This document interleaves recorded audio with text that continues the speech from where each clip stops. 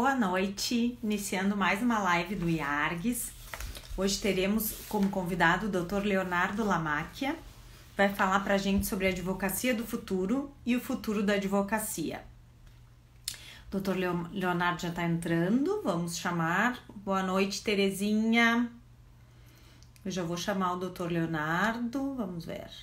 Aqui.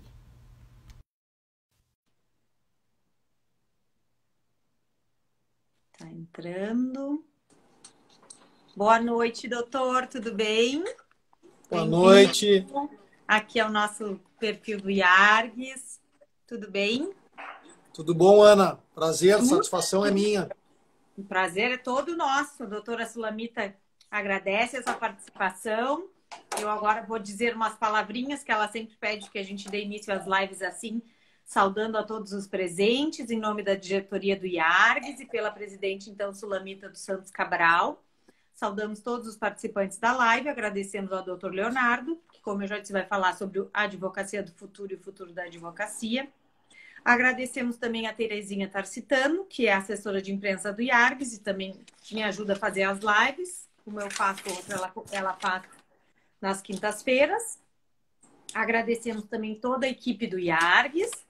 E lembramos que o site do IARGS, o blog, o Facebook, o Instagram e o novo canal do YouTube estão constantemente atualizados com uma programação especial online. Bom, a gente... Deixa eu ler seu currículo, eu sempre esqueço, doutor Leonardo. Que horror. Bom, doutor Leonardo Lamacchia é advogado formado pela PUC, sócio da Lamacchia Advogados, vice-presidente do IARGS, conselheiro da OAB Rio Grande do Sul, diretor jurídico do Grêmio Futebol de Porto Alegrense, membro do Conselho Estadual de Desburocratização e Empreendedorismo e catedrático de Direito Societário do Centro Miguel Reale e da Academia Brasileira de Filosofia. Tá certo? Exato. E o que podemos esperar, então, do futuro da advocacia, doutor? Só que, Ana, a melhor parte do meu currículo é que eu sou advogado e é a que mais me orgulha, porque ela me oportuniza que todas essas outras atividades vinculadas à advocacia eu possa desempenhar. Eu quero iniciar, então, a nossa live te saudando ao Instituto dos Advogados do Rio Grande do Sul, a nossa presidente Sulamita dos Santos Cabral, quero saudar a toda a diretoria e parabenizar a ti, a Terezinha e a presidente Sulamita por esta ideia, pela realização das lives, o Instituto tão ativo nas redes sociais, nas novas mídias, nesse momento que nós estamos difícil atravessando, né? Agora com um pouquinho já de flexibilização, mas estivemos num momento de quarentena rígida e o IARGS, sem dúvida nenhuma, prestou um grande serviço por meio desse trabalho competente e dedicado de vocês. Eu não canso de dizer, o IARGS, que é o pai e a mãe da Ordem dos Advogados do Brasil, porque a Ordem nasceu a partir da ação e do Instituto, que já estava fundado, o Instituto dos Advogados Brasileiros, e aqui o nosso do Rio Grande do Sul. Tanto que o nosso primeiro presidente foi, o Leonardo Macedônia, foi presidente do IARGS e também foi o primeiro presidente da OAB do Rio Grande do Sul. E o Instituto, Ana, tem essa característica tão interessante de fazer essa verdadeira integração necessária, fundamental para que os operadores do direito possam desempenhar suas atividades. Então, o Instituto, para quem eventualmente esteja nos acompanhando e não sabe, ele integra advogados, magistrados e membros do Ministério Público. Portanto, todos os juristas, todos os operadores do direito, todos os que atuam na cena judiciária e na cena jurídica. Então, parabéns ao Instituto, parabéns, presidente Sulamita. Em segundo lugar, queria te dizer que falar de advocacia, para mim, é muito fácil, porque falar de advocacia, para mim, é falar da minha vida, da minha família, da onde eu cresci. Nós somos hoje, lá no escritório, eu e o Cláudio, a quinta geração da família no direito. Então, a advocacia, o direito, sempre esteve nos debates familiares, sempre esteve nos nossos almoços de domingo, nos nossos jantares, sempre fez parte da nossa vida. E nos deu tudo que nós temos, a partir do nosso trabalho na advocacia, que nós conseguimos conquistar tudo o que temos na vida. Então, eu falo com absoluta alegria da advocacia, falo com muita paixão, porque realmente eu sou apaixonado pela advocacia, eu sou apaixonado por advogar e eu sou apaixonado por ser advogado. Hoje, o que eu acho que nós poderíamos falar? O tema que me foi proposto foi o futuro da advocacia e a advocacia do futuro. Tem muita coisa para falar sobre isso. E eu tentei e quero tentar sintetizar um pouco, porque o tema é muito rico e muito amplo, de fato. Mas o que é? Eu acho que nós poderíamos partir para nosso bate-papo, na nossa live, do que é a advocacia. Né? A advocacia é uma profissão que lida com a liberdade, que lida com a honra, que lida com o patrimônio e muitas vezes que lida até com a vida das pessoas. Portanto, ela é uma profissão absolutamente nobre e com uma alta carga de responsabilidade. A advocacia existe há muitos anos. Foi regulamentada a partir da década de 30 por obra do nosso grande e inesquecível Oswaldo Aranha e do presidente Getúlio Dornelles Vargas, onde ali, então, foi criada a Ordem dos Advogados do Brasil. Mas o ato de defender, o ato de representar alguém é muito antigo. E sempre foi realizado por grandes mulheres e homens ao longo da história. Então, eu acho que para falar de futuro da advocacia, não tem como não pensar no passado e no que é a advocacia. Porque o que eu tenho visto muito hoje são pessoas falando do futuro como se uma advocacia completamente nova e diferente fosse surgir. E aí já é a minha primeira reflexão nessa noite de hoje. Eu acho que não surge uma advocacia completamente nova e diferente, não. Eu acho que quem conseguir utilizar os conceitos, e falo de alguns conceitos básicos, mas ter o olhar para o futuro, conseguir se adaptar às novas realidades, porque efetivamente existem realidades muito distintas, de 10, 20, 30 anos para cá. Eu vou só dar um exemplo para que quem está nos acompanhando imagine. Eu tenho 20 anos de formado. Eu, quando comecei a estagiar no escritório, eu fazia pesquisas, quando meu irmão Cláudio, quando meu tio Paulinho pediu para fazer uma pesquisa, eu fazia pesquisa de lei na Lex.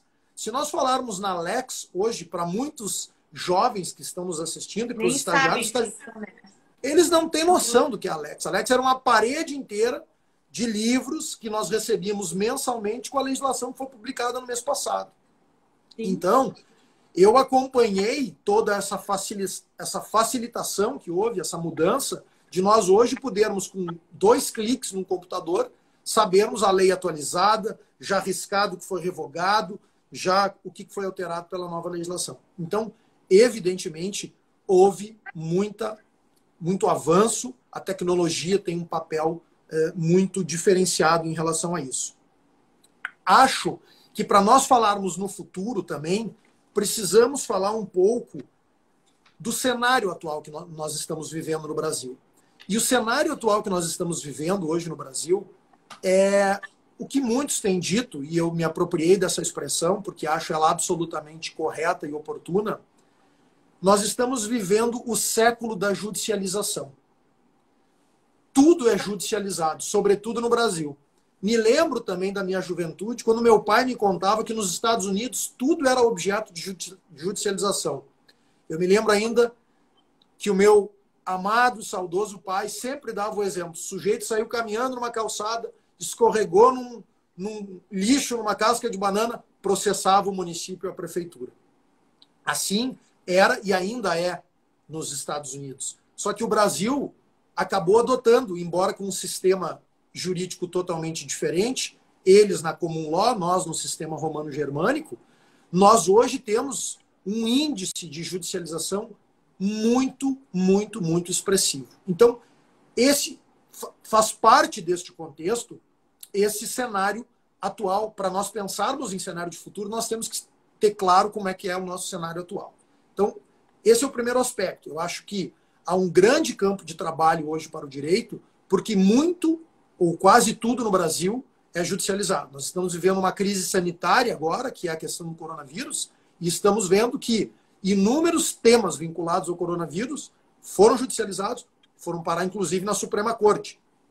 Seja a decisão que cabe aos prefeitos e governadores fazerem os decretos de restrição, de quarentena, de lockdown.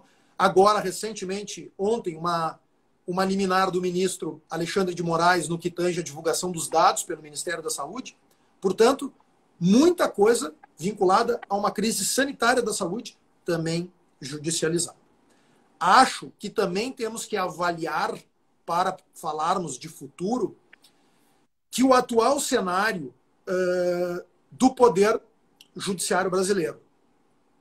E me lembro muito claramente de mais ou menos 15 anos atrás, de eu ter lido uma reportagem no Jornal do Comércio, onde o então presidente do Tribunal de Justiça era o desembargador Oswaldo Stefanello. E a manchete do Jornal do Comércio, à época, 15 anos atrás, dizia: Stefanello fala na crise do Poder Judiciário. Aquela época começava a se ter notícia de que o Judiciário já vinha com grandes problemas de morosidade, com dificuldades para atender a demanda. Porque realmente o Judiciário foi sobrecarregado de demanda, principalmente do final da década de 90 para cá. E aí, inúmeras são as razões para esta sobrecarga que o Judiciário recebeu. A Constituição de 88, por exemplo, ela criou muitos direitos, ela ampliou o poder de ações coletivas, ela ampliou o poder do Ministério Público, da Defensoria. Então, sem dúvida nenhuma, que a Carta Constitucional de 88 fez com que essa onda hoje de judicialização acabasse ocorrendo. E eu não estou fazendo nenhuma crítica nem elogio, eu estou fazendo apenas uma constatação. Exatamente, eu ia falar uma constatação do que vem acontecendo nesses últimos 15 anos, né? Perfeito. O judiciário então, parece que entrou numa crise e não conseguiu nunca mais sair. Exato. Será que vai sair? Só que aí a manchete do Jornal do Comércio dizia: Stefanello fala na crise do Judiciário. Isso há 15 anos atrás. E nós vimos que, na verdade, passando um pouco mais o tempo, aquela crise não foi do Poder Judiciário exclusivamente. E aí eu cunhei essa expressão que nós vivíamos e vivemos a crise do direito. Porque não é crível, não é razoável, não é aceitável que o Brasil tenha 1.200 faculdades de direito funcionando. O Brasil hoje tem mais faculdades de direito que os principais países do mundo somados. Os principais países do mundo na área do direito somados. Quero também aqui aproveitar e fazer um registro, deixar um elogio público ao presidente Ricardo Ferreira Breyer, a todo o Conselho Seccional da Ordem dos Advogados do Brasil, a todos os 106 presidentes de subseções da OAB Rio Grande do Sul, que têm trabalhado incansavelmente neste tema que estamos falando, das faculdades de direito, e tantos outros, defendendo as prerrogativas da advocacia, enfim, atuando em todos os temas corporativos e institucionais. A OAB do Rio Grande do Sul, que mudou a sua forma de agir a partir de janeiro de 2007. Vocês podem achar que eu sou suspeito para falar, mas eu vou falar mesmo. Era o meu irmão, e ele, a partir daquela presidência, com aquele grupo que chegou à ordem em 2007, o grupo OAB+, todo aquele conselho, todos aqueles presidentes, porque o Cláudio sempre diz, e eu acho que essa é a grande sabedoria, não só do Cláudio, mas deste grupo que administra a OAB, que esta obra foi e continuará sendo, e por isso que tem sucesso coletivo, ela não é de uma pessoa só, é deste grande grupo de conselheiros, presidentes de subseção. Mas fechando esse parêntese, cumprimentando o nosso querido presidente Ricardo Breyer pelo trabalho e a todo o Conselho Seccional, eu dizia das 1.200 faculdades de direito. Então, a crise não é do Poder Judiciário. A crise que nós vivemos hoje, a judicialização excessiva, ela passa por todos esses aspectos, inclusive pela advocacia. 1.200 faculdades de direito, mais de 1 milhão de advogados. E ainda tem gente que diz que a OAB tem interesse que esses 2 milhões de bacharéis não venham para a OAB. A OAB seria a entidade mais rica e poderosa do Brasil se esses 2 milhões de bacharéis passassem a contribuir com os cofres da ordem. A ordem não se move por esse interesse econômico, não é isso que está em jogo. A ordem quer um ensino de qualidade e defende o exame de ordem exatamente para que o advogado que vai lidar com o patrimônio, com a honra, com a liberdade e até com a vida das pessoas tenha plena capacidade de trabalhar com estes bens tão fundamentais para cada cidadão, para cada cidadã brasileira. Então, a crise do direito passa por um judiciário sobrecarregado, em função de tudo isso que nós falamos. A crise do direito passa por 1.200 faculdades de direito, e também quero fazer o registro, a ordem não tem parecer definitivo na questão da abertura dos cursos de direito, a ordem está trabalhando para isso, mas a ordem tem um parecer opinativo e opina reiteradamente para que não sejam abertos mais cursos de direito.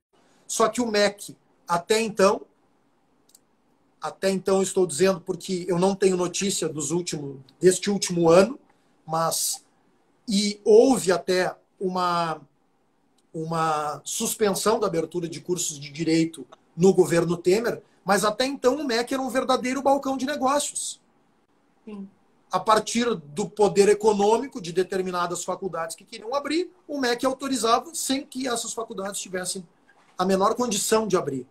Havia um fato, já concluo, havia um fato que era até folclórico, que todos diziam, de uma faculdade de direito que funcionava em um cinema na cidade de São Paulo. Eu fiquei na dúvida, não sei se o senhor tem esses dados para nos dizer.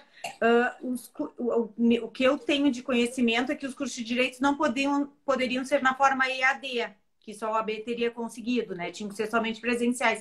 O senhor sabe como é que está agora na pandemia? Isso teve que ser flexibilizado, acredito. Com certeza deve ter sido flexibilizado. Não tem como, não tem outra maneira, né? Exato, com certeza deve ter sido flexibilizado em função dessa situação toda. Mas sim, então nós temos hoje uma crise que não é do Poder Judiciário, é uma crise do sistema de justiça todo, e os advogados estão inseridos nisso.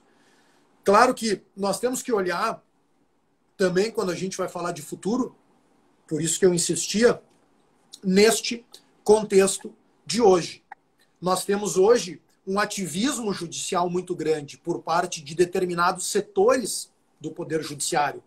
Então, isso também contribui para essa judicialização exagerada que nós estamos vivendo. Nós tivemos recentemente decisões do Supremo Tribunal Federal, eu não vou referir quais, para não gerar uma polêmica muito grande, mas decisões que eram decisões típicas do parlamento, decisões que ensejavam um grande debate público na sociedade e que acabaram sendo decididas pelo Supremo. Mas esse ativismo, por vezes que acontece no Supremo, por vezes acontece no STJ, por vezes acontece nos demais tribunais. E eu também não estou generalizando, só estou constatando que um pouco de ativismo judicial que existe contribui para esse momento, para esse contexto que nós vivemos. E também estamos passando por um período de transformação no Brasil. Nós temos hoje a sociedade extremamente polarizada, infelizmente, né, Ana? Eu aproveito aqui a oportunidade para dizer que nós estamos precisando de muito mais diálogo, nós estamos precisando de muito mais encontro, nós estamos precisando de muito mais convergência. A gente vê o Brasil absolutamente polarizado, nós vemos torcidas dos dois lados. Essa questão toda da pandemia, eu até comentava com amigos, a gente não sabe no que acreditar. Veículos de comunicação que eram reconhecidos, inclusive, de muitos anos, hoje torcem para um lado ou torcem para o outro. Então a gente já fica na dúvida sobre notícias que são publicadas em relação ao próprio assunto da pandemia. Então, esta polarização também da sociedade brasileira, ela faz parte desse contexto atual de crise da cena judiciária, de crise do direito, com esse grande número de advogados e com essa grande demanda a que é submetido o Poder Judiciário. Então, esse eu acho que nós poderíamos dizer que é o cenário que nós estamos vivendo. Um Poder Judiciário asfixiado em termos de capacidade, com dificuldade, muitos processos demorando. E aí, agora, assim que nós entrarmos um pouco mais para falar sobre futuro, eu vou retomando um pouco esse diagnóstico, vamos dizer assim, rápido que nós fizemos do momento. muitos advogados no mercado e muitas faculdades colocando em todos os semestres centenas de advogados no mercado e alguns que pese o exame de ordem não preparados, porque cursos ruins estão autorizados a funcionar, mas essa questão da sociedade brasileira polarizada e discutindo uma série de reformas e o tema do ativismo judicial. Me parece que esse é o cenário de hoje. Bom, e o cenário de futuro? O que nós temos em termos de cenário de futuro?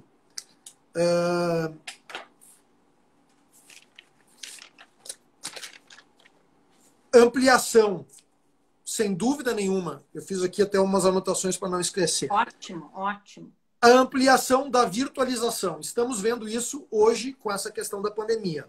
Sustentações orais, audiências. O processo eletrônico já era uma realidade e ele cada vez vai ser mais ampliado. Então, essa questão da virtualização e do processo eletrônico, sem dúvida nenhuma, não é quase que já nem mais uma tendência, já é uma realidade. Sim. Essa dificuldade do judiciário dar vazão à demanda que é submetida, isso também é uma realidade. E, ao que tudo indica, para nós falarmos de futuro de advocacia, nós temos que olhar para esse cenário futuro, porque nós estamos vendo a dificuldade que o estado do Rio Grande do Sul está vivendo, a grande maioria dos estados do Brasil e a própria União Federal. Então, não vamos imaginar que nós vamos ter recursos em abundâncias para melhorar ou para contratar mais juízes ou para ampliar a capacidade instalada do Poder Judiciário. Vai ser difícil nós conseguirmos isso em curto e médio prazo. Então, essa é uma tendência, a meu juízo, que nós temos que avaliar também, que para pensar em futuro de advocacia e a advocacia do futuro, nós temos que pensar nessa dificuldade do Poder Judiciário. Temos uma pergunta, doutor Leonardo, não sei se o senhor já quer ir respondendo ou deixa para o final. Claro. A doutora Luísa Spencer quer saber o que o senhor acha das audiências de instrução por videoconferência. Acho difícil, né? Acho difícil, doutora Luísa. Acho que nós temos que fazer um debate sobre isso. Eu acho que nós temos que compreender melhor e ter, a partir desse debate, absoluta convicção e certeza de que não haverá prejuízo para o trabalho do advogado, que as nossas prerrogativas vão ser absolutamente observadas. Agora, por outro lado, e tentando olhar sempre os dois lados, por outro lado, um debate que a gente faz bastante, e um tema que nós na Ordem temos também trabalhado no próprio Conselho, e que os tribunais, alguns tribunais resistiam, era a questão da gravação das audiências. Então, à medida em que a audiência virtual gerará uma dificuldade ou nos gerará dúvidas, uma audiência de instrução virtual, por um lado, por outro lado, ela estará sendo integralmente gravada. E qualquer violação de uma prerrogativa nossa, como tem acontecido diariamente nos fóruns cíveis, trabalhistas e criminais do Brasil, nós teríamos, então, aquela audiência gravada e poderíamos tomar medidas em relação à violação de uma prerrogativa. Pelo menos, né? Exatamente. Então, eu acho que tem um lado positivo essa questão das audiências virtuais, que seria a gravação delas. Mas temos que discutir um pouco mais como é que ficaria a atuação dos advogados. A questão das testemunhas é um pouco complicada também, porque, teoricamente, uma testemunha que estaria dando um depoimento poderia estar recebendo via WhatsApp ou por outra ferramenta informações do depoimento que a outra testemunha está prestando. Então, ainda tem algumas questões que me parecem devam ser observadas. Mas nós falávamos nas tendências. Então, nós temos uma tendência, uma ampliação imensa da virtualização. Nós temos a dificuldade do Poder Judiciário, já é hoje, continuará, o que tudo indica, pelo contexto de dificuldade que os estados têm e a própria União. Nós temos a inteligência artificial já entrando de uma forma muito direta, principalmente nos processos de massa. Portanto, é uma tendência para o futuro que a massa praticamente prescinda ou tenha um mínimo de intervenção de pessoas, de advogados, de advogadas e advogados, de profissionais. Tá? Eu acho que isso é uma tendência que deve ser observada também. E também uma tendência é este momento de transformação que eu afirmava e reafirmo que o Brasil está vivendo.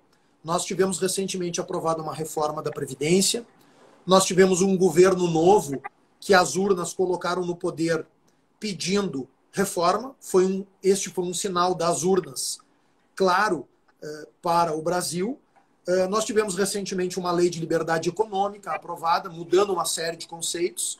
Então, me parece que para pensar em advocacia do futuro, nós também temos que levar em consideração essas alterações e todo esse debate dentro da sociedade brasileira e no Congresso Nacional que está havendo. Eu acho que nos últimos 2 ou 3 anos, nós tivemos mais alterações legislativas do que nos últimos 10 anos, quem sabe. Nós tivemos uma produção legislativa imensa em inúmeras matérias, né? Então, esta é uma tendência também importante para que nós possamos falar um pouco sobre futuro. Não sei se tem mais alguma pergunta ou se eu continuo. Não, pode continuar. A doutora Luísa respondeu que concorda, que também o que preocupava ela era a prova testemunhal. Realmente, é difícil mesmo, né, fazer a prova. São muitas dúvidas, é tudo novidade, mas eu acho que tem que ir tentando, não tem muita maneira, né? O que a gente vai fazer, né? Esse tempo de distanciamento, os fóruns todos fechados. E não sei se é mais prejudicial não fazer audiência, esperar 5, 6 meses, 1 ano, às vezes, para fazer, ou fazer dessa maneira talvez mais precária, né, doutor? Realmente é Exato. difícil de avaliar. Bom, então, para dar sequência mais ou menos lógica no que a gente vinha falando, que bom que a doutora Luísa gostou da resposta e que nós conseguimos chegar a esse consenso. Eu falei um pouquinho, então, nós contextualizamos um pouquinho a advocacia, contextualizamos o momento atual e falamos um pouquinho sobre tendências. Agora, então, já entrando no que foi o tema que foi proposto e para nós fazermos aqui algumas reflexões no que diz respeito ao futuro da advocacia e a advocacia do futuro. A primeira coisa que eu queria dizer para quem está nos acompanhando, eu acho que a advocacia do futuro, falei isso bem no início da nossa live, é uma advocacia que consiga mesclar conceitos atuais e até conceitos antigos com a modernidade, com ferramentas que tecnológicas vão ser impostas a nós, com situações diferentes que esse contexto todo que nós diagnosticamos de grande produção legislativa, de debate de reformas, de ativismo judicial, de uma sociedade polarizada, vai impor. Mas me parece que terá mais sucesso na advocacia do futuro quem conseguir mesclar. Por quê? Um dos temas que me parece muito atual, nós estamos vivendo, Ana, literalmente uma guerra e eu me de desvio um versões. pouquinho, só para o senhor não achar que eu não estou prestando atenção. Eu estou falando com a Terezinha no WhatsApp, que ela fica me mandando recadinhos. Sem problema. Nós ficamos nos atualizando, ela me passa o tempo e aí eu vou controlando. Então, o meu teclado está aqui do lado, mas eu estou com toda a atenção em ti. Pode continuar, por Perfeito. favor.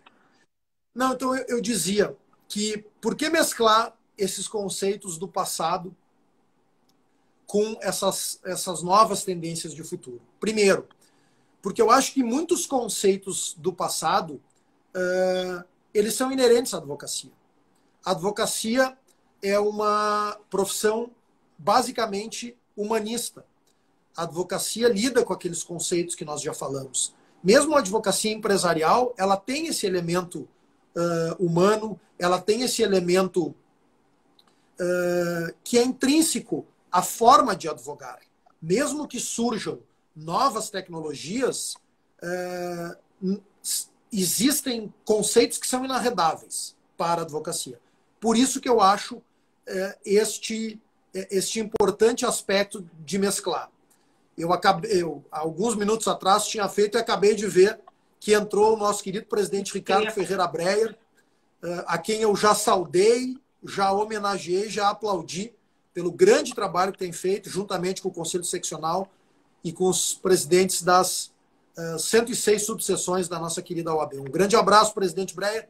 Siga firme aí, porque o seu trabalho inspira a todos nós e nós estamos acompanhando esse grande trabalho que a Ordem dos Advogados tem feito.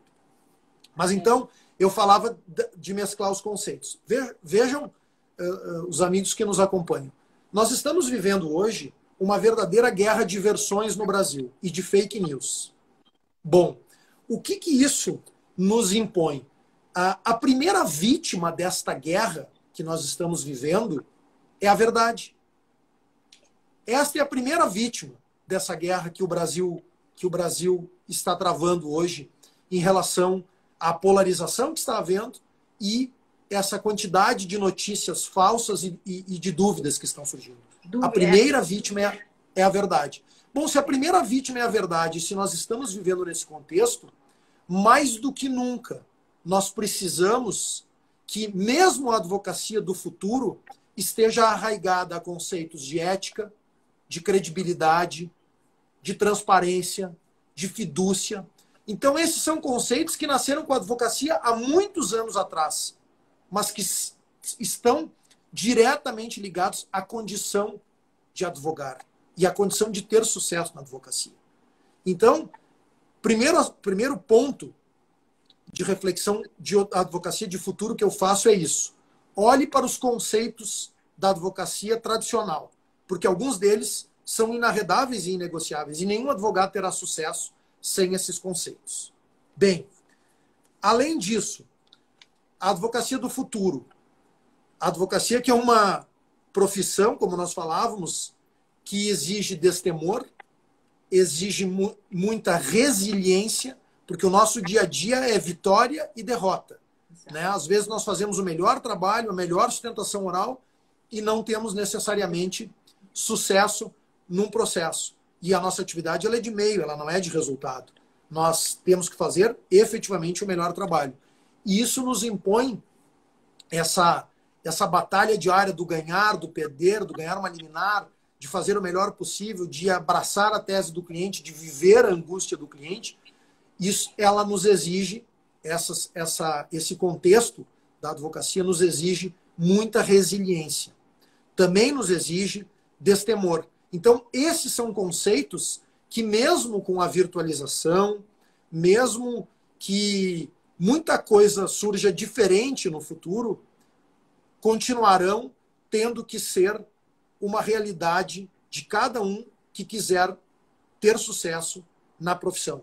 Destemor, resiliência, dedicação e estudo, muito estudo. Sobretudo por esse contexto todo de mudanças legislativas que nós estamos vendo. Sim.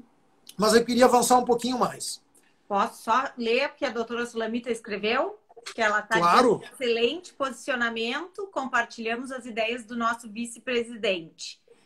Também saudamos a todos que nos assistem. A doutora Sulamita, muito obrigado. Pelo perfil da Gisele, porque ela também não tem Instagram. Então, quando entra a Gisele, é ela, na verdade, que está entrando. Estamos juntos, hein, doutora Sulamita? Eu também não tenho Instagram, então. Muito obrigado. Muito obrigado e parabéns mais uma vez. Já tinha te parabenizado, minha querida presidente, no início. Reitero os parabéns à doutora Sulamita pela grande condução que faz no nosso instituto, juntamente com toda a diretoria, enfim, todo o Conselho Superior. Para mim, é uma honra e um prazer poder compartilhar do conhecimento e da experiência dessas grandes advogadas e advogados que compõem, e membros do Ministério Público, magistrados que compõem o nosso querido instituto. Mas então, eu dizia que nós, para pensarmos no futuro, temos que observar esses conceitos. E que essas características que o advogado tem que ter, coragem, destemor, resiliência, conhecimento técnico, inteligência emocional, são fundamentais, mesmo para essa advocacia do futuro, que pode parecer um pouco diferente. Uma sustentação oral, seja ela presencial, seja ela virtual, quem faz a sustentação oral tem que fazer com sangue no olho, acreditando na tese do cliente, com vontade de ganhar aquele julgamento. Então, não importa o ambiente. E isso o advogado também sabe fazer muito bem. Nós temos que nos adaptar muito a diversos ambientes. Às vezes a gente tem que agir de uma forma numa delegacia de polícia, de outra forma com o juiz, de outra forma com o cliente, de outra forma com quem trabalha conosco no escritório. Esse é um outro ponto, Ana, que eu acho muito interessante. A advocacia impõe ao advogado, e nós não sabemos, e não somos treinados e preparados nos bancos escolares para isso. A advocacia nos impõe, no mínimo, 3 diferentes focos. O foco técnico, que nós temos que ter conhecimento técnico jurídico, nós temos que atender e nos relacionar com o nosso cliente, e nós temos que saber gerir a nossa carreira ou o nosso escritório. E eu digo carreira e escritório porque pode ser o que eu estou falando pode servir tanto para um escritório pequeno, médio ou grande, ou para um advogado autônomo que trabalha sozinho. E os bancos escolares, as faculdades, não nos preparam para isso. Elas nos dão especificamente conhecimento técnico. E mais ainda, as faculdades de direito sequer nos preparam para um direcionamento, porque elas dão o conhecimento técnico e depois tu vai escolher se tu vai ser magistrado, membro do Ministério Público, advogado, delegado de polícia. Então, veja a dificuldade que esta profissão impõe. Esta profissão exige conhecimento técnico jurídico, cultura geral, porque nós usamos muito cultura geral nos processos, e para nós sermos um advogado diferenciado, nós precisamos saber conhecer história, nós precisamos ter cultura geral, ler muito. Além de tudo isso, nós precisamos ter jogo de cintura para falar com o magistrado, para interagir com o Poder Judiciário, para interagir com um delegado de polícia. Além de tudo isso, nós temos que ter jogo de cintura e saber fazer e conversar com o nosso cliente, atender o nosso cliente e ainda gerir a nossa carreira, o nosso escritório. Então, são muitos, efetivamente, os desafios que se apresentam. E aí eu queria entrar num ponto que eu acho que é fundamental para falar de futuro da advocacia. O conhecimento técnico jurídico hoje, comparado a 15 anos atrás, é muito mais parelho. Por quê? Porque nesse ponto, a tecnologia das boas faculdades e dos bons cursos auxiliou muito. Há 15 anos atrás, muitas cidades do interior não tinham um curso de direito. Hoje, algumas têm bons cursos de direito. Há 15 anos atrás, muitas cidades do interior do estado do Rio Grande do Sul, os advogados não tinham pós-graduação. Hoje, com o EAD, existem bons cursos de pós-graduação. Então, o conhecimento técnico jurídico, ele começou a se disseminar mais e se tornou efetivamente muito parelho. Eu me lembro, há 25 anos atrás, 20 anos atrás, quando se falava de escritórios tributários em Porto Alegre, nós tínhamos 2, 3, 4 grandes escritórios ou conhecidos escritórios na área tributária. Hoje nós devemos ter 50, 100 muito bons escritórios na área tributária, competentes colegas advogados que atuam nessa área. E assim, peguei a área tributária para dar um exemplo, em todas as outras. Em todas as outras. Portanto, o conhecimento técnico jurídico hoje é muito parelho. Não obstante a dificuldade que nós falamos no início de termos 1.200 faculdades de direito e ainda muitos cursos de baixíssima qualidade, fruto, mercê deste verdadeiro balcão de negócios que foi, durante muito tempo, o Ministério da Educação. Então, se o conhecimento técnico, agora eu vou fechar esse parênteses e volto. Se o conhecimento técnico é muito parelho, se nós podemos hoje conseguir no mercado um bom advogado de tributário, um bom advogado trabalhista, um bom advogado ambiental, um bom advogado criminal, o que diferencia e o que diferenciará este profissional no futuro? Um dos pontos que eu acho que fará grande diferença é o tema da gestão. De forma ampla. Não só a gestão da sua carreira, do seu escritório, que também é importante, mas a gestão do seu cliente, da sua equipe, a gestão dos processos. Desde as coisas mais simples. Às vezes, quando a gente fala em gestão, as pessoas pensam em grandes conceitos, falam em Harvard. E eu sempre tento desmistificar. Gestão é tu retornar, anotar e retornar uma ligação para um cliente. Gestão é tu retornar de uma audiência e ter sistematizado que tu vai informar aquele cliente como é que foi a audiência, quais são as chances de êxito naquele processo. Isso tudo é gestão. Das coisas mais simples até, claro, situações mais complexas. Até a elaboração, por exemplo, de um plano de carreira dentro do escritório, de um sistema de avaliação, de distribuição de resultados e de outras atividades. Nós, por exemplo, lá no escritório, nós fomos avançando muito na gestão, mas nós começamos do zero. Hoje nós temos um plano de carreira organizado, um sistema de avaliação. Com muita alegria recebemos anteontem a notícia de que participamos de uma pesquisa da Great Place to Work, que é uma entidade que analisa as melhores empresas para se trabalhar, empresas no sentido amplo, né? Não quero que achem que eu estou cometendo algum deslize ético, porque a nossa atividade não tem natureza empresarial. Eu sei muito bem disso, tá? Mas essa instituição, ela dá esse selo para quem tem as melhores práticas de gestão de pessoas. Nós recebemos pelo 2º ano consecutivo esse selo. Agora, nós começamos do nada, então eu sempre desmistifico.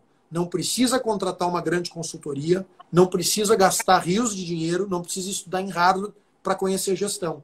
Eu mesmo comecei sendo um autodidata, lendo, procurando coisas na internet e, juntamente com os nossos sócios, a doutora Márcia Somese, que tem me auxiliado muito nesse tema da gestão lá dentro do escritório, o doutor Rodrigo Dornelles e o nosso sócio master, o doutor Cláudio, começamos a nos interessar, nos inteirar e estudar esse tema.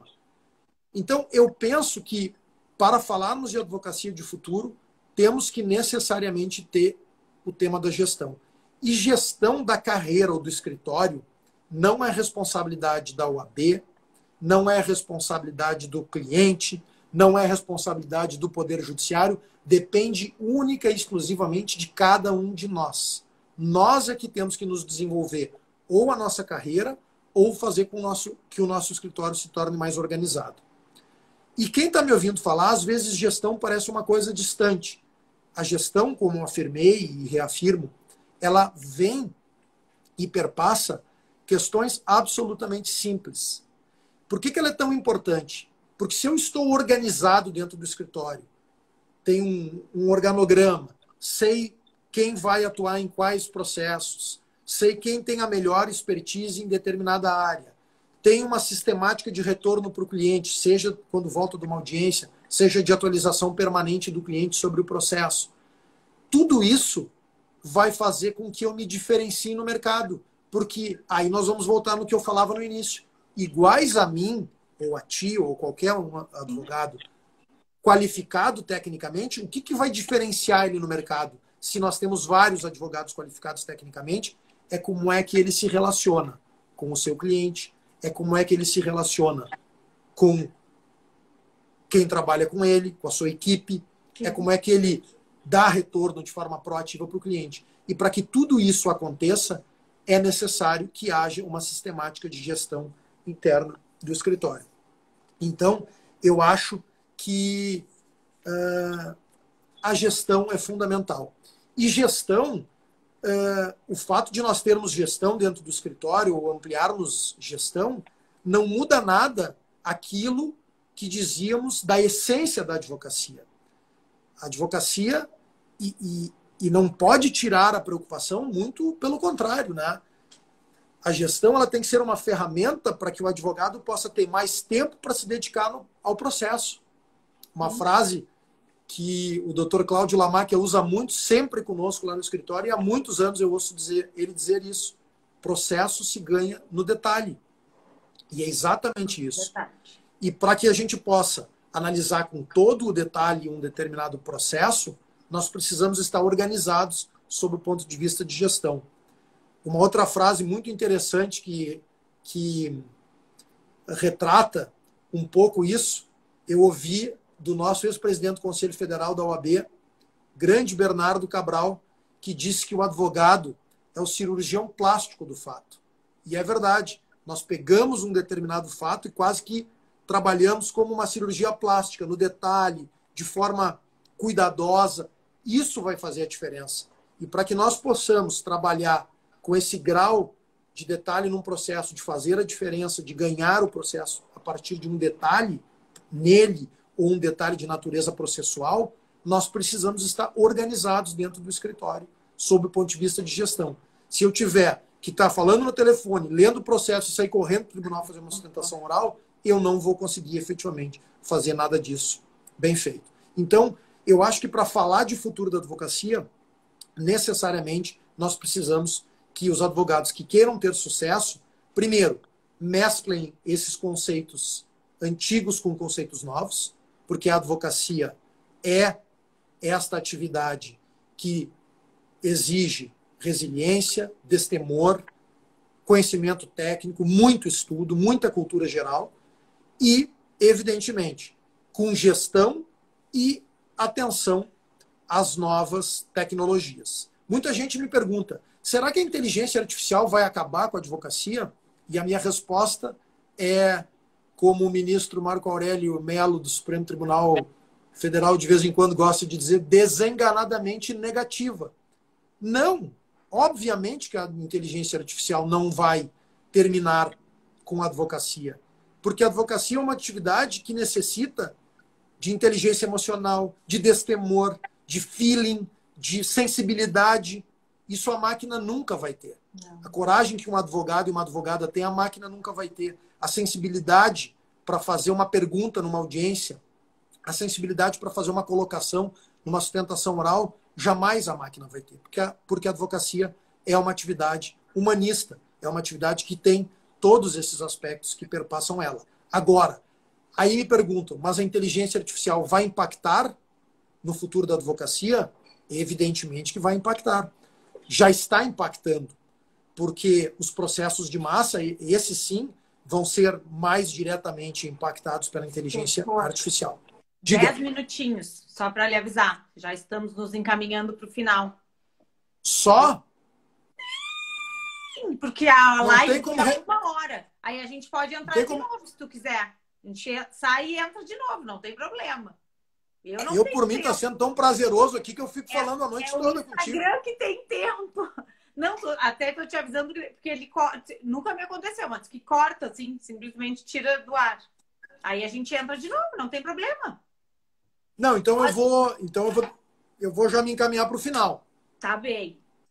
Tá? Para a gente fazer uma conclusão. Eu acho que pensar no futuro da advocacia e em inovação tem que se pensar com os pés no chão, né? Sobretudo com esses conceitos que nós falávamos. Se nós vivemos uma era de fake news, se nós vivemos uma era de uma guerra de informações, onde a verdade é a primeira vítima, quem tiver credibilidade vai ter um diferencial também de mercado no futuro. Sim. Quem puder mostrar isso a partir do seu trabalho, e credibilidade é uma construção de tempo.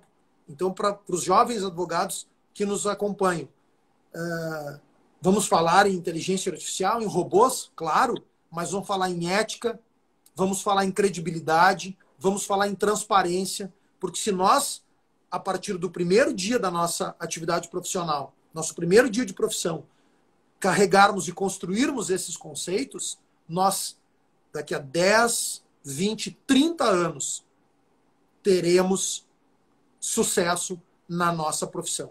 Esses são conceitos, como aquelas características da advocacia, inarredáveis que em qualquer momento do tempo futuro serão necessários para um advogado ter sucesso.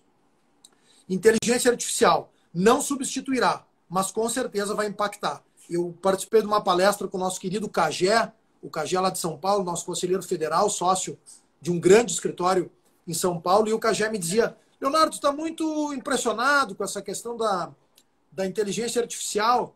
E aí ele me contou uma história muito interessante, que quando o primeiro juiz fez a primeira sentença por máquina de escrever e não caneta de pena, a sentença foi impugnada pelo advogado porque disse que não sabia, que não se podia aferir que tinha sido o próprio juiz que tinha feito a sentença.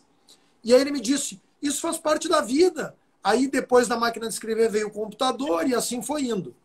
É verdade, mas eu respondi ao querido Cagé, tens toda a razão.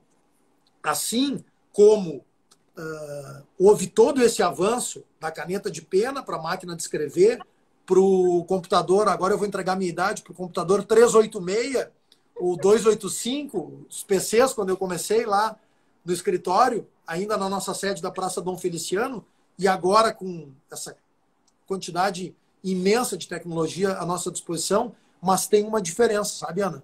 Tem uma diferença. Tudo que se fez até inteligência artificial não substituiu o trabalho do homem, auxiliou. É verdade. A inteligência artificial, em parte, substitui. Né?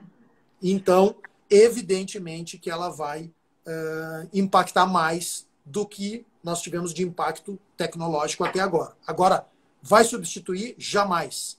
Vou reforçar. O advogado precisa de inteligência emocional, de destemor, de sensibilidade, de cultura geral e mais, cultura que ele vem ao longo da sua carreira acumulando em processos que ele viu. Isso a máquina nunca terá. O advogado sempre será necessário. Eu acho que vale um olhar também de futuro. Para setores específicos, eu acho que o direito digital é muito importante e será um setor a ser bastante trabalhado. O setor de energia e de telecomunicações também são setores importantes para serem analisados para o futuro. Falamos Acho que também um outro aspecto interessante de futuro. O advogado tem que sair um pouco só da questão do jurídico e ir para as lógicas de gestão e também pegar práticas de outras atividades profissionais, da engenharia, da medicina, da aviação, né? Da informática, da aviação. Eu brinco lá no escritório, nós temos determinados checklists para alguns procedimentos. Isso é uma prática da aviação. Os pilotos fazem checklist antes de decolar um avião. Dados estatísticos. Administradores, engenheiros usam muito dados estatísticos. Nós também temos que usar esses critérios dessas outras profissões. Dizer que nós estamos passando por um momento de crise, e um momento de crise sempre é um momento de oportunidade. Também acho que no futuro nós teremos um olhar dos nossos clientes muito interessante para escritórios que adotam práticas de compliance. Isso é importante. Nós temos tido um olhar dentro do escritório muito diferenciado. Nós já adotamos manuais internos nossos de compliance. E é uma dica que eu deixo, uma sugestão que eu deixo para os colegas que estão nos assistindo. Acho que vale a pena investir em compliance, não só para os clientes externos, os escritórios investirem em compliance. Porque compliance significa credibilidade, ética e conceitos que nós dizíamos. Na medida em que temos uma guerra e que a sua primeira vítima é a verdade, esses conceitos cada vez mais vão ser importantes e fundamentais para a advocacia. O que mais que eu poderia, das minhas anotações aqui, dizer para vocês? Já falamos que a carreira é responsabilidade de cada um. Um outro tema interessante, nada é pior em gestão do que fazer aquilo que não precisa ser feito. Então, esse é um ponto que as pessoas têm que fazer, né? Ter objetividade no que precisa ser feito, ter foco, ter direcionamento, tanto na sua carreira quanto nas carreiras do próprio escritório. Terá sucesso quem conseguir mesclar esses conceitos da advocacia tradicional com a advocacia de futuro. E aí eu sempre lembro de uma frase, e homenageio aqui o meu querido saudoso pai. O pai sempre usava uma frase que o respeito ao passado é o alicerce fundamental para a construção do futuro. E é um pouco disso que eu estou dizendo. A gente pegar e observar esses conceitos tradicionais, tentando aplicá-los no futuro. E, muito importante, termos, além de todos esses desafios que essa apaixonante profissão da advocacia nos impõe, termos a capacidade de nos adaptar a essas novas formas. A uma sustentação oral virtual, eventualmente a uma audiência virtual, obviamente depois de nós fazermos um debate que ela é possível de ser realizada, a reuniões virtuais, a capacidade de adaptação de um profissional a novos cenários é fundamental para que ele tenha sucesso, seja em que área de conhecimento for. Então, eu acho que esses são pontos muito importantes. No campo da gestão, às vezes a gente está muito acostumado no campo do direito a ter discussões mais profundas, E isso faz parte, efetivamente, do direito. A Terezinha está dizendo que faltam 5 minutos. Ela né? já tinha me avisado. Mas a gente Estou atento aqui, Terezinha. Mas, quando a gente fala de carreira, quando a gente fala de gestão, de direcionamento futuro, eu sempre lembro de uma frase do Hermes Gazola, que foi dono da empresa de alimentação Apuras, e vendeu essa empresa por nada mais, nada menos do que R$1 bilhão. O Hermes Gazola sempre diz o seguinte: certo em gestão é o que dá resultado. Então, em gestão, a gente também tem que saber ser objetivo. Né? E nós, advogados, que temos uma formação um pouco diferente, temos que saber nos adaptar a alguns conceitos de gestão. Né? É fundamental que nós possamos nos adaptar. Também deixo como uma reflexão de presente e de futuro. O cliente que te faz uma crítica ou o cliente que te faz uma reclamação é a tua maior fonte de aprendizado. E isso não sou eu que estou dizendo. Quem disse foi nada mais, nada menos do que o dono da Microsoft, o Bill Gates. Então, atenção quando há uma reclamação, uma insatisfação de um cliente. Ali está a sua fonte de aprendizado. Isso vale a pena também quando a gente perde um processo, quando a gente comete algum equívoco. Ali estão as nossas fontes de aprendizado. Preste atenção em quem te critica. Vale para dentro do escritório, vale para o cliente, porque ali está uma grande fonte de aprendizado. E nem sempre a melhor ideia é a que prospera. A melhor ideia em termos de gestão, e se nós queremos nos preparar para o futuro da advocacia, temos que pensar nisso. A melhor ideia é aquela que pode ser rapidamente executada. Então, eu acho que esses são alguns conceitos interessantes que a gente pode deixar para refletirmos neste momento de grande transformação que o Brasil está vivendo, de grande polarização, e que eu lamento esta polarização. Acho que nós precisamos baixar a temperatura, ter mais capacidade de diálogo, e nós, advogados, somos acostumados a não só a dialogar, a debater, a aceitar o contraditório. Isso está faltando para a sociedade brasileira. Mas, ao mesmo tempo que isso está faltando, é uma realidade, e ela nos insere também nessa nesse alto índice de judicialização que existe. Então, eu acho que o futuro da advocacia, e agora concluo, se eventualmente tiver alguma pergunta, Ana, ou tu quiseres fazer algum encerramento, sim, dizendo que o futuro da advocacia, a advocacia sempre vai ser advocacia. As características de um advogado que nós falamos no início, que eu repeti várias vezes: coragem, destemor, ética, muito conhecimento técnico, cultura geral. Essas características sempre vão ser fundamentais para se ter sucesso no futuro da advocacia. E estar muito atento a todo esse contexto de coisas que nós falamos e acho que esse é o recado final que eu queria deixar: ter capacidade de adaptar a nossa carreira e os nossos escritórios a tudo isso de novo que está surgindo. Foi um grande prazer ter falado com o Instituto. Parabéns, Ana, mais uma vez. Parabéns à nossa presidente Sulamita. Muito obrigado a tantos amigos que eu vi entrando aqui, colegas de escritório.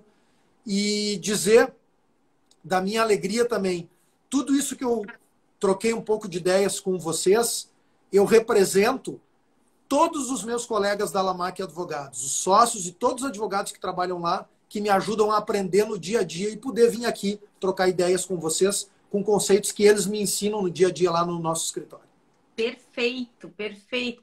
Olha, doutor Leonardo, dá assim um ânimo para a gente seguir, né, trabalhando, porque tá tão difícil ultimamente de advogar, é difícil, né? São tantas coisas para aprender, muitas dificuldades para enfrentar, mas as suas palavras ajudam, dão coragem para a gente seguir em frente. Eu quero muito agradecer a sua participação, né, o nosso vice-presidente do Instituto, e já deixo aqui o convite para uma próxima live sobre mais assuntos, sobre esse mesmo tema que a gente tem tanto ainda para falar, né? Então, agradeço. Olha, eu estava vendo as minhas anotações aqui, ó, e faltou muita coisa para nós falarmos. Claro. Então, se quiser fazer uma próxima, eu com prazer. Tá convidado. Agora, Doutor Rodrigo Cassol Lima, um grande abraço, entrou no finalzinho aí, mas valeu a parceria, e tantos outros amigos nossos. Agradecemos todo mundo que participou. Então, próximo, em julho, agora vamos agendar uma nova data, doutor Leonardo, para continuar falando. Tá bem? Temos 10 segundinhos, vou me despedir. E amanhã um grande abraço. Live extra, não posso esquecer de falar isso. Um grande abraço. Tchau, tchau.